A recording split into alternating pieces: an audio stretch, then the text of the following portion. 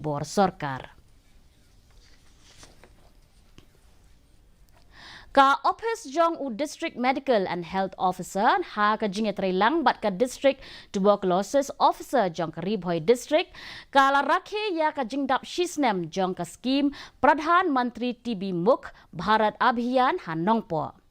Ya ka scheme la pelat ha usnem baladep da Presiden keri India halor ka jingtmu ban rat dingkong ya ka jingpang tuberculosis hapo usnem arhajar arpusan. Ka Dr. E. Kalwing, District Tuberculosis Officer, kala pentip ba Haribhoi District menta ki don laispa laipulai ngut ki nongpang TB, bat arspa sanpusau ki dang don hapadeng ka jingsha sumar. Na kini tang kandai puprangut ki nongpang, ki brashimti da ka nikshe mitra, hapo ka nika scheme na ka benta ban kershan jingerap halor ki jingbam jingdi ka balap pang halor ka jingdon kam kerki, ban yashim menta renti da baro ban yakhun persya ya ka jingsa priang jong ka ni ka jingpang.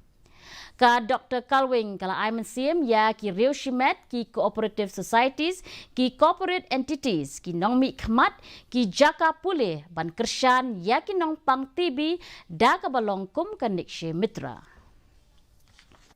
Kinongpang TB hapok Ribhoi District hadu September arkoi terik arhajar arpulai ti na kini lai spa lai pulai ngut te tang khandai phu prangot kinongpang TB la tingkhun da kita kinik chei mitra henry kiwi pat kidang sa kidang up khmi lenti bakin adopt ya da ki nik chei mitra banirap iki yakabam kadi kidon kathong ya kaban penduna lane ban penduk jai no ya ka jingpang TB haus nem arhajar arpusan tingi don kam ya ka jing ya trilang jong baro khnang bangila ban job ya ka ni ka thong Kumshi